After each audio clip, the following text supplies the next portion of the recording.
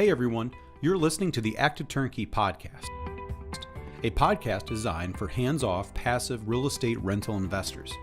In the Active Turnkey Podcast, you'll hear Tom Olson and Jared Stoltmeister discuss all things turnkey rentals with other turnkey providers, service providers, and rental investors. Our goal is to help you reach your financial freedom and whatever comes after that. Let's go. Hey everybody, welcome back to the Active Turnkey Podcast. I'm your host, Jared Stoltmeister, and I have with us today the Tom Olson. I'm here. And we're back for another podcast. Tom, welcome. Welcome. We're going to talk about Active Turnkey today, the best way to buy rentals. That's what we do. We talk about it. Yes. So, Jared, what is Active Turnkey? We haven't talked about what Active Turnkey is for a while. Great question. And just want to give you an opportunity to, when we get started, to get, what is Active Turnkey? Active Turnkey is our model. It's our name for BRRRR, when you do a BRRRR deal. And now we also have a product called Turnkey, and it's a done-for-you product. You have typically it's a finished product with a tenant in place. When you purchase it, you're putting money down, you're paying cash, however you want to do it. But when you purchase it at time of closing, typically speaking, it's a finished product with a tenant in place. Active Turnkey is the BRRRR model, and we say it's active because you are going to be more active. You buy a turnkey, it's pretty passive. You make the transaction and you're done. But Active Turnkey is when you're buying a property, we sell it to you wholesale, we help you with the construction services, and then we assist you in placing the tenant with our sister company, One Property Solution. They place the tenant, and then we also assist you with the refinance. You get all your funds back, and then it's time to find another deal. So that is our version of BRRRR, or what we call Active Turnkey. All or most of your funds. But so it is, to me, it's not kind of done for you. It's kind of done with you is kind of how we think about Active Turnkey. Mm-hmm. And, to me, we've seen this work really, really well. Mm-hmm. I mean, we've been doing this for, I think about 7-8 years now. Mm-hmm. And we've already gone through a whole slew of people buying, and then even people owning for 5, 6, 7 years and then selling. And a lot of those people now are rebuying again. Mm-hmm. And so we've kind of moved where we're buying. Yeah. And I'm always looking for areas that we can buy and have cash flow today, but then also have appreciation, and you also get equity pay down. Right. And there's a lot of other things that happen with real estate investments. And we have a bunch of different real estate investments that people can invest with us. So our turnkey, Active Turnkey model is one of those things. And I think I'm telling people right now, and honestly, I couldn't tell people this, honestly, and being truthful in my belief in my heart, in 2019, 2020, I couldn't say this then, but I feel like today, this is the best thing that we have available. Like the best investment strategy that we have available to investors right now. I think it's better than our fund. I think it's better than loaning money to us. I think it's better than anything else that we offer to investors is the Active Turnkey. It's a lot of work on our end. Mm-hmm. And I believe we add a ton of value to that equation to our investors that we serve, that we add, that we help them build the rental portfolios, and then we manage for them on the back end. So, so I wanted to give that just a little bit of an introduction today. Sure. But I just got back from an event called Deal Maker 2024. My good friend Jim Ingersoll runs that event once a year. I think he's done it a couple times. He's done it twice a year, but I think it's about the 13th or 14th year he's done it. It was a good event. People ask me all the time, Tom, I was actually had lunch yesterday with somebody from our meetup group, and they asked me, what other places of education would you go? Where else would you go, Tom? What else do you recommend? And this is one of those events that I recommend. These are one of the events that I speak at, one of the events and I speak at many different events, but this is one that I speak at that I would go every year if you have the opportunity to. Another one of those good events is the Real Estate Free-For-All that we're going to have here in September. Our Real Estate Free-For-All is similar to this Deal Maker event that we're going to talk about today.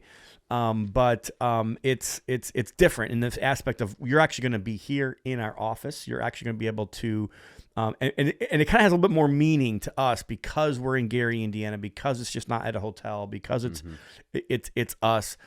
And I feel like we have a lot of fun with it as well. We kind of have fun that's planned with it. But I figured, hey, why not just do like a recap on this, on this meeting. I'm not going to go through every speaker, but I'm going to kind of go through the 3 different days and maybe give some high level things that I learned that I thought would be valuable to everybody. Yeah, these are things I remember my first time. So before I went on these trips with Tom, or a couple times without him, I used to think that, man, they're just kind of sitting by the pool, hanging out at the restaurants. Oh yeah, doing their thing. And I remember my first time going to an event to a mastermind group, and in that event, I was up 2 or 3 days till 2 a.m. networking. It wasn't like your break times aren't breaks; they're networking time, and I just couldn't believe I was wiped out. I think I was actually pretty sick after that event was over, but the amount of work that goes into it. But it was definitely profitable and very helpful. And so these are the types of things that employees wonder, hey, what happens when you're at an event like that? Like, what's going on? What are you doing? What are you learning? So and this is very helpful. Maybe even some of our employees may like to hear something like this too. I would hope so. But so Jim started the event off on day one, and he kind of made everybody write down some things at the very beginning. I thought it was pretty interesting. It was one active income goal I'd like to hit in the next 6 months. Like, what is one of those things? And that's one of those things like we've talked about, and I'll continue to talk about writing down your goals and thinking about them. I think is a super important thing. And then one wealth building goal. So there's difference in like having income and difference in having, wealth. So write down one wealth building goal I'd like to achieve in the next 6 months. And then what is holding me back? It's kind of like that gap, between where I'm at now and where I want to be, and what is that one thing that's holding me back. And if I could complete one thing by the end of the year 2024, it would be awesome. So he kind of started with that, and I thought it was really cool. I wrote down a bunch of things there for myself as well.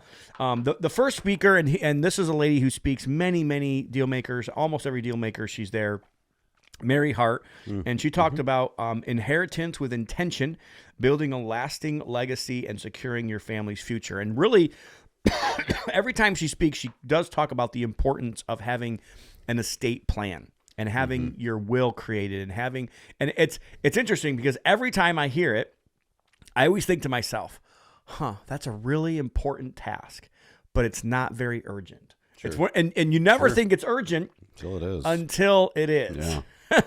So, and every single time I hear her speak, I feel like I do like an extra little step with my estate planning. Like, do I need to create a will? Do I need to have a spreadsheet that has all of my assets and all of my companies and who are the beneficiary and how do those assets pass at death? Those things are all super, super vital to make sure that you understand. And even having some conversations with your spouse and having some conversations with the people that are the beneficiaries of your estate to kind of understand what you need. Do I need a trust? Do I need a living trust? Do I need what kind of things do you have, and some conversations that you probably should have with your attorneys. I thought that was very interesting. And then Daniel Kleinman talked about lessons learned from building a $60 million portfolio. And he built a lot of multifamilies and kind of really gave, he made one statement, and he made a lot of statements, and I don't have time to talk about every single speaker and everything they talked about. But the one thing I got from him was at the end of his presentation, he asked the question to himself. He said, if I were starting all over, what would I do? Or like, and I get this question asked all the time. If I was starting right now, what would I focus on? What would I do? And his answer honestly really shocked me. Most of what he said actually shocks me too. He talked about some things that I won't talk about on this air. But the one thing he said was, I would focus on property management. And I was like, boom, there it is right there. And it's one of those things that us as a company, we've leaned into. Yeah. We've leaned into a lot of real estate investors don't want to focus on property management. They don't want to be good operators. And we have done the opposite. Same thing with our construction company. Like, a lot of people say, get out of the construction business, don't do it. Right now, at this point in the economic cycle, I actually think the construction company is actually a pretty valuable piece of what we've got going on. So I thought that was really, really cool and really, really, really interesting that he said that. The next one was a panel. I was actually part of this panel. And when they got this panel together, they asked one of the speakers, how much funds under management did they think was on the panel, and the guy kind of shocked me, and he said over $500 million worth of assets under management on just this panel. And I started thinking about that, and I'm like, I never really thought about what that looks like for our company. And I talked to him after the event, and I'm like, where did you come up with that number? And he's like, well, kind of rattling off different people, and when he rattled off my name, he said, Tom, you probably have $100 million of assets under management. I was like, no, I don't. And I'm thinking to myself, okay, our fund has almost $10 million in it. I know we've got some lending. I know our Sarah Joe owns some property. I know Olsen Group owns some property. I know OPS manages properties. And then I kind of started making a list, and I'm like, you know what? He's right. Like, we paid over $5 million out last year to our investors from their returns or from their rents or from investments or from the fund. And I was like, we really do. We have $100 million worth of assets under management. And I was like, holy cow! Like that's real. That's really significant. But so it was a really good panel. Like I said, the aha for me was, okay, there's actually like funds under management that I need to focus on of that. But he talked. It was a lot about just due diligence and a lot about how to have due diligence, and if you're going to invest into a private money lending fund, what things to ask for, and if you're going to do a deal, kind of what are some of the due diligence things. And we don't really have time to talk about that. We talk about that more. Adam talks about that more on the Conduit Capital podcasts. So if you guys wanted to know more information about that, you guys can go over to the Conduit Capital podcast and learn about that. So that was pretty cool. The next speaker was Jeff Watson. He's always one of my favorite speakers.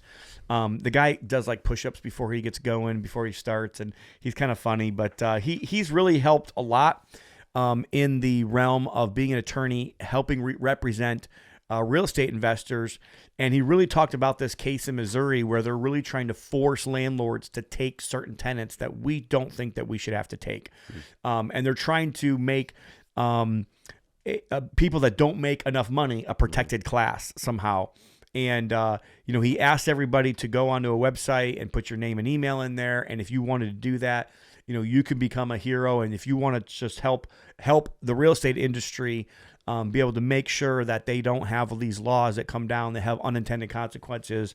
And it was really good. I really appreciate Jeff and his work that he does for that.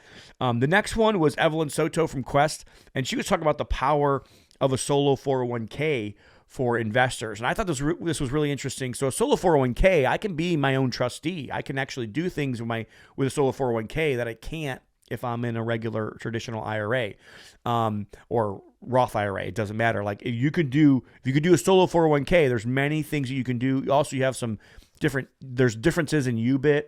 Normally when you borrow money, you've got UBIT. With this, you don't. So it was really cool to be able to kind of, remind myself of some of the things and some of the benefits of having a solo 401k. So I thought that was really cool. Alicia Merriman, she's been a good friend of mine. She spoke at our event. I think it was last year, or she might have been last year, or the year before.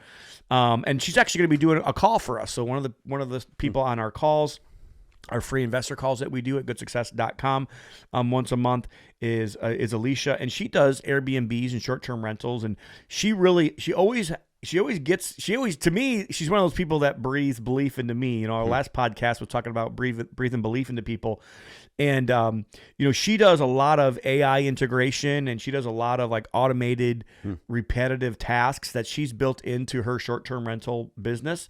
And I thought that was really, really interesting on how do we like create bots for these little things? How do we have frequently asked questions answered by AI basically.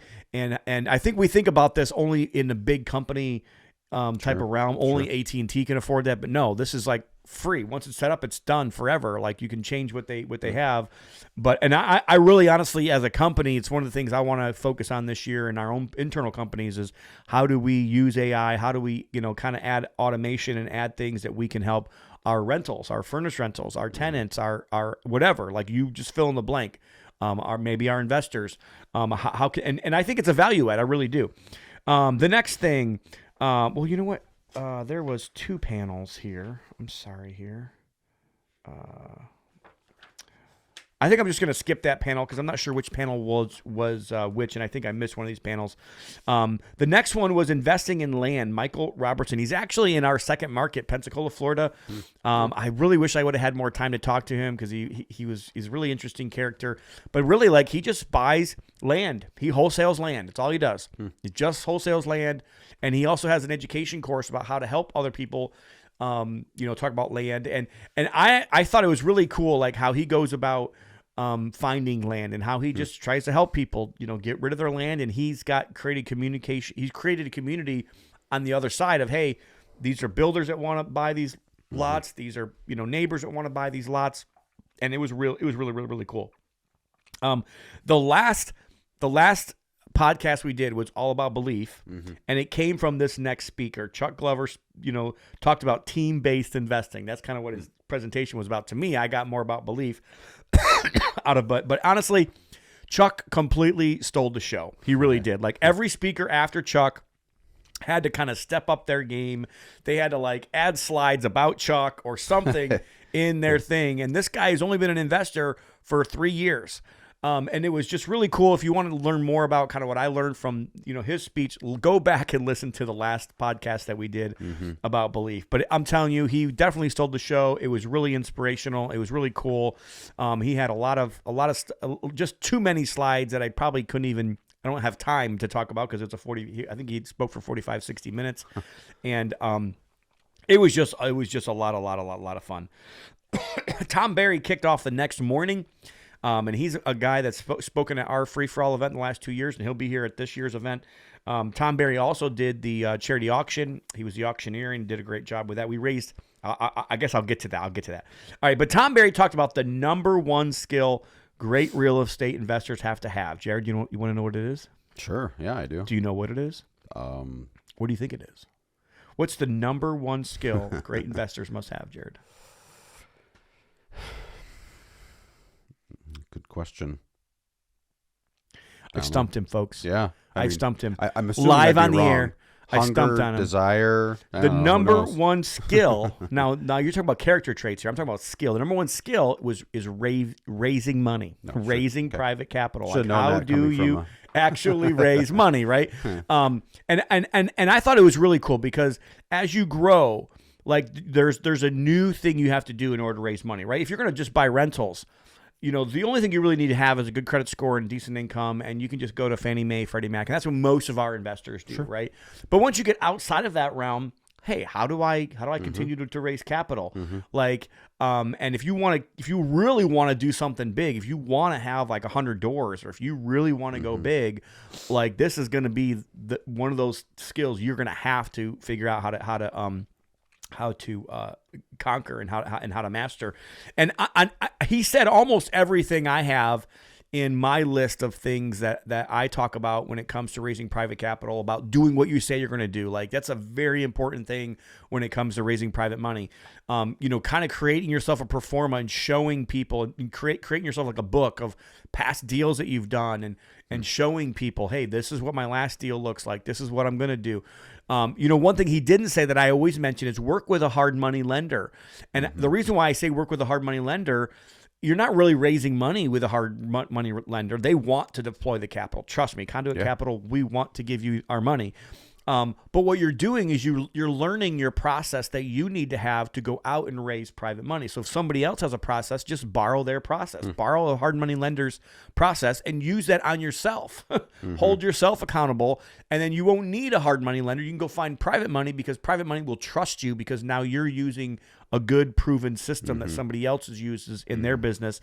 And even something was said here recently about, and I'll add this, a lot of times people think a hard money lender don't like me, a bank doesn't like me, they don't want to approve my deal. Most of the time when that happens, the deal's just not that good. Sure. And sometimes the best deals you'll ever do are the deals you don't do because you got a roadblock and you shouldn't have done that deal in the first place. Borderline deal. And you really needed that other second set of eyes that said, hey, this isn't a great deal. We're not going to loan on this deal. So that was really good. For me personally, I was challenged with Tom Berry's presentation. I need to do a better job. Honestly, I'm being transparent here with our pitch deck for our fund. When we're going out and raising private money for our Conduit Capital lending fund, I need to do a better job presenting that pitch deck. I also probably want to add like our P&L from last year into the pitch deck so people can say, hey, this is a real company. We're actually doing what we say we're going to do, and it's transparent. And I'm willing to show you, a lot of fund advisors will not show you their books. And it's like, well, if you're not going to show me your books, I'm not really going to invest in you because I'm investing on your word. I don't get a house. I don't get a note mortgage. Yeah. I'm investing on you saying you're going to pay me back and you're saying what you're going to do. Show me your books, prove it. And then also he added making a video to kind of explain it. So I'm going to do a webinar and we'll be able to have that video that we'll be able to send out. I thought that was really good on stepping up my game. Next, the next thing we did was Adam Johnson talked about how to find and work with motivated sellers. The next three speakers were really about how to find deals. Like if you're an active investor and you're going to go out and find deals in the real estate world, Adam talks to owners. He just tries to help them and tries to figure out like, what can I do to help you? And then now he's just gotten a name. He's actually Leon Johnson's son, and Leon talks a lot about peace and freedom and like when somebody's trying to sell the house, they're looking for one of two things. They're either looking for peace or they're looking for freedom, and it's your job to be the guide. It's your job to figure out what peace they're looking for, what freedom they're looking to be able to have, and how do you navigate that. And that's really how he has built his real estate portfolio. That's how he does his deals, and he thought that was really good. Courtney Fricky, she's an interesting character. First time I met her, she's got a pretty large following, and she's got a radio show that she does about real estate investing, and she works with realtors. So it's a little different than like we work with realtors too. Like a lot of our offers that we get accepted are off the MLS. We got a couple this week, so we believe in the power of the MLS. I've been saying this for years, and some people don't want to believe me, and I'm like, hey. Like most of my deals have always come from the MLS. Her approach is a little different to ours. Like most of what she's doing is seller finance. Like she's getting the seller to sell her houses, seller finance. She's working out creative financing, and she's gone out and created a network of realtors and told these realtors, hey, if you ever got somebody that's got a problem, you can't sell their house, they've got financing issues, they've got something that they need a break, they can't figure out how to continue making payments. Like, let me know. Let me sit down with them. Let me talk to them. Let me figure out what I can do to be able to help their situation and help them not like have to declare bankruptcy or not have to get foreclosed on or whatever the case is. So that was, again, those were all really, really, really good. Next was Eckert Investments, which is actually a speaker that just spoke on our last free call that we do for investors. And he's actually also going to be a speaker at this year's Real Estate Free for All event, Troy Eckert, and talked about an alternative investment, and I think people think this is an oil and gas investment. It's really not. It's a mineral right investment. So it is real estate. Like literally, real estate has three components, and most people don't know it unless you're a realtor and you've taken the realtor course. But real estates have three things that normally convey with a real estate transaction: the land rights, or three rights: the land rights, the air rights, and the mineral rights, the under the ground rights. So, and one of the things that Troy has become an expert in is oil and gas and how you can just own mineral rights. You don't have to own the land rights. Anybody else can own the land rights. There can be a Walmart, they can be whatever on those land rights. And if there's wells on those, on that land, then the oil companies have to pay those mineral rights. So they get like 25% of the profits from those deals because they've got the mineral rights, the investors in that land. So I thought it was really interesting. I've actually done an investment with them since then, and I'm actually really excited about it. And I'm excited about doing business with them. But I thought it was it's a different take on this whole thing of real estate investing. And I can't give you experience because I don't know with them yet, but I felt good enough to be able to do it. And then I actually got to participate in this, and I did a group mastermind called the Busy Bee Game, and we had a crazy time. I had the whole entire audience screaming, "You can do it! You can do it! You can do it!" from Conduit Capital. But then we were people running around as busy bees trying to get contacts for the other people at their table. So every single table would have a queen bee and a busy bee, and the busy bee the worker bee, would run around and trying to get contacts for that person that they needed, maybe a lender, or they needed a borrowers, or they needed a mentor, or whatever the case was.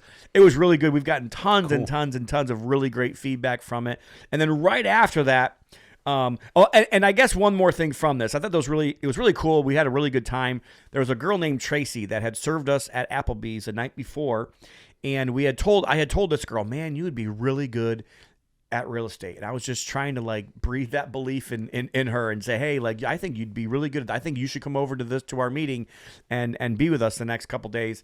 And she's like, nah, I don't want to be a part of it. She's like, I got things to do. And I'm like, what are you going to do tomorrow morning? Oh, I'm going to sleep. I'm like, okay, you could probably do something a little bit more productive than sleeping all day.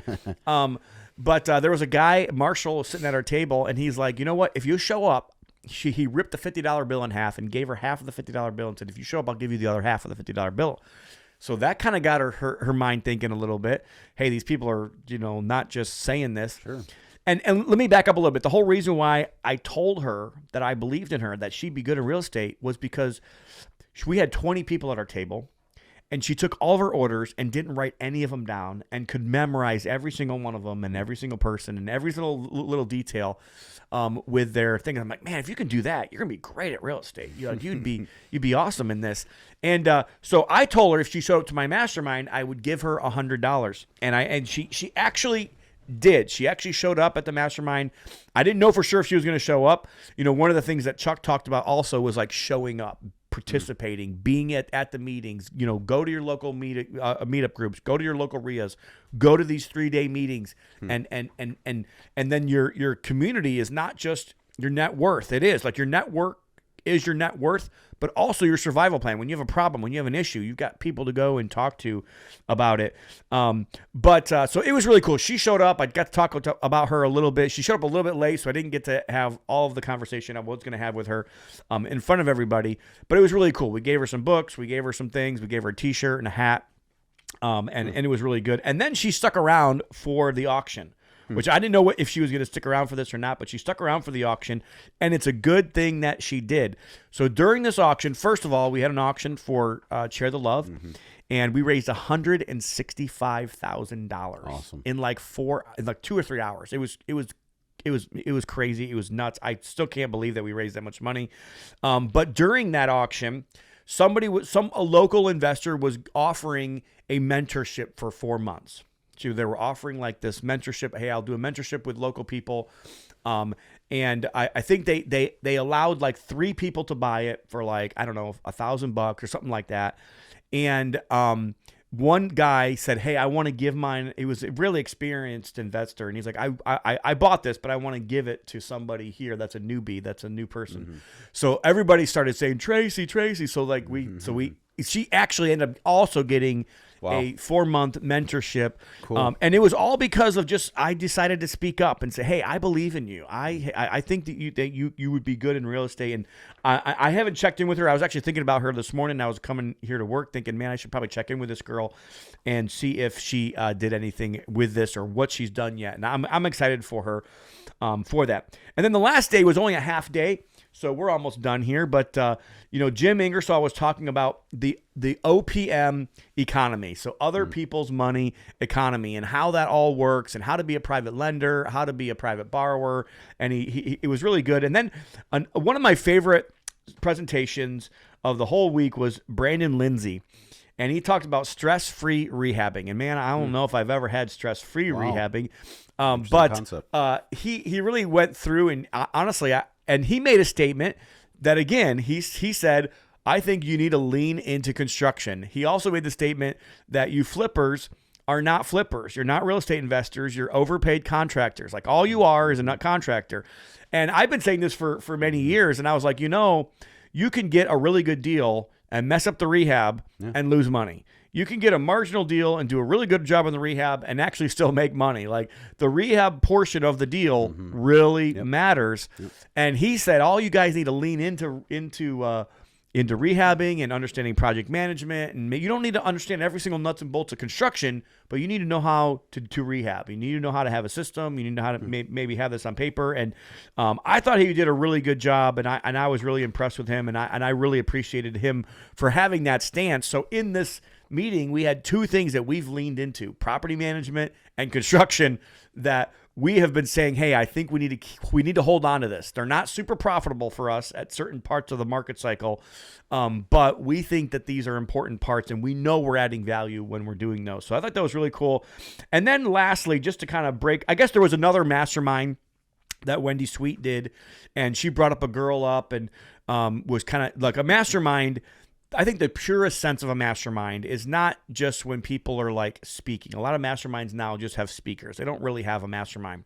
But it's when there's a collective group of people trying to help one person solve their issue or solve what's holding them back. And this girl was a newer investor, and she presented this deal, and she couldn't figure out how to get it done.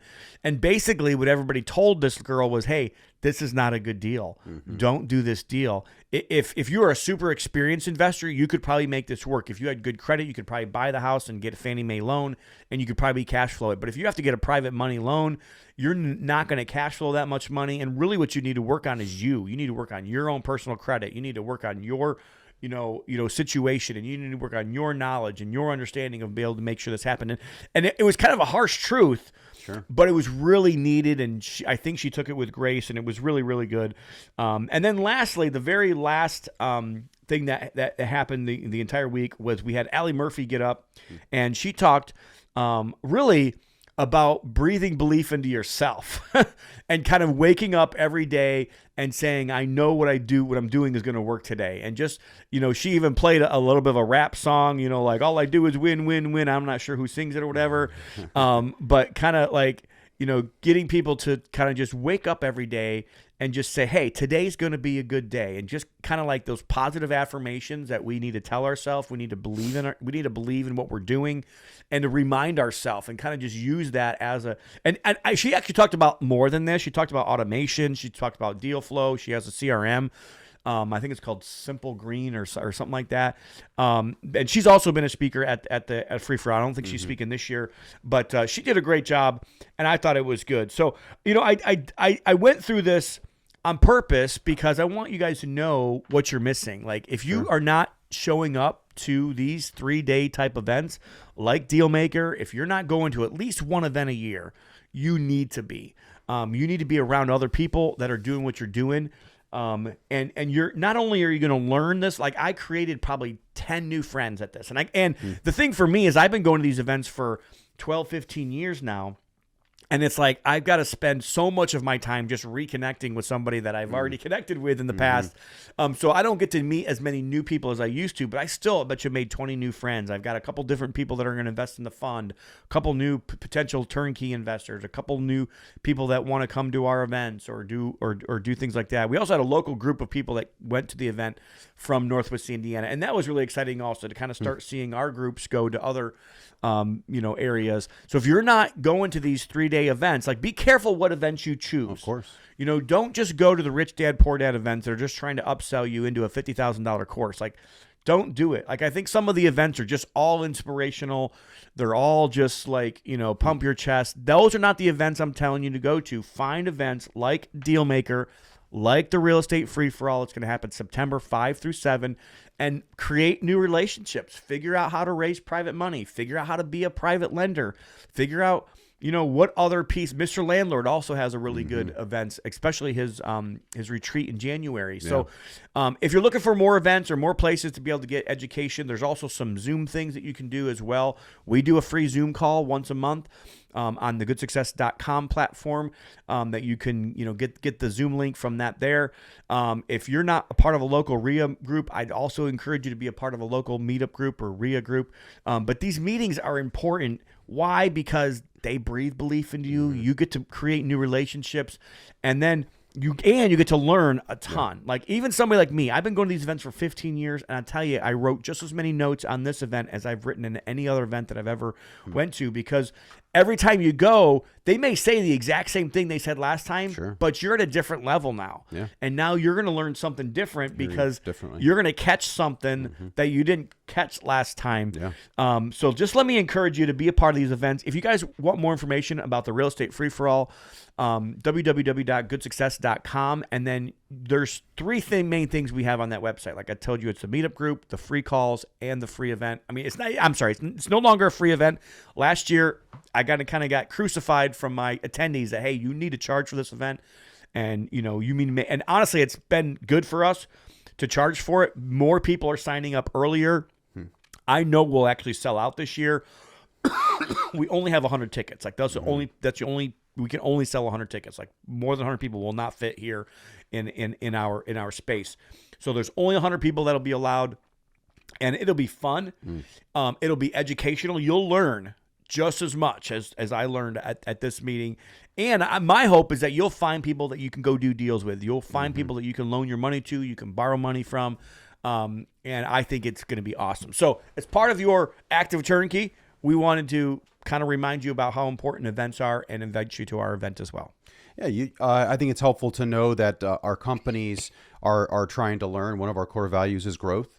And, hearing you talk about this is many cases, if you're not going to events like this, you don't know who you should know. And then from there, you don't know what they would tell you that you should know. And these are all things you're never going to get just by doing what you've always done. And so getting out and meeting new people and finding out what people are doing and what their experience is like. In many cases, you're learning, like just right now, like things you shouldn't do that people wouldn't tell you otherwise. So I definitely recommend that. So thank you for joining us today. If you want to visit our website, you can. If you want to build your portfolios, we can help you with that. We build rental portfolios for investors. You can visit our website at onegroupnetwork.com. You can see some recent deals we've sold, or maybe a deal or two we have available. And also you can get on our buyers list, and you can even schedule a call with me. And you can also see some of our sister companies. You can get our One Property Solution website. You can see that too, as far as what kind of property management services we provide. We also have a lending company Tom alluded to earlier today, Conduit Capital. We can talk about that. We also talked about the event. And so is there anything else that we can discuss? That's it. That'll probably do it for today, folks. But I just want to thank you guys for listening. And, one ask that we've got is that if you've gotten value from any of our podcasts, if you haven't given us a 5-star review, please do. That really helps us. It really helps our content get out there. If you're not subscribed on YouTube, please subscribe on YouTube. And let us know what we can do. Maybe you have certain questions that you want to get asked, or you want to get answered, or we want help with. Let us know how we can help you. We also have a Facebook group. We don't promote it much on this Active Turnkey podcast. I probably should, but we have the Free for All, a Real Estate Free for All Facebook group that you can also join and ask questions there about anything you have a question about. And I promise you, get tons of great answers and tons of great content from there. Awesome. Thank you for joining us today. Active Turnkey, the best way to buy rentals. God bless. We'll see you the next time. One Group Network makes no warranty, guarantee, or representation as to the accuracy or sufficiency of the information featured in this podcast. The information, opinions, and recommendations presented in this podcast are for general information only, and any reliance on the information provided in this podcast is done at your own risk. This podcast should not be considered professional advice. Unless specifically stated otherwise, One Group Network does not endorse, approve, recommend, or certify any information, product, process, service, or organization presented or mentioned in this podcast, and information from this podcast should not be referenced in any way to imply such approval or endorsement. Any third-party materials or content of any third-party site referenced in this podcast do not necessarily reflect the opinions, standards, or policy of One Group Network. One Group Network assumes no responsibility or liability for the accuracy or completeness of the content contained in the third-party materials or on third-party sites referenced in this podcast, or the compliance with applicable laws of such materials and or links referenced herein.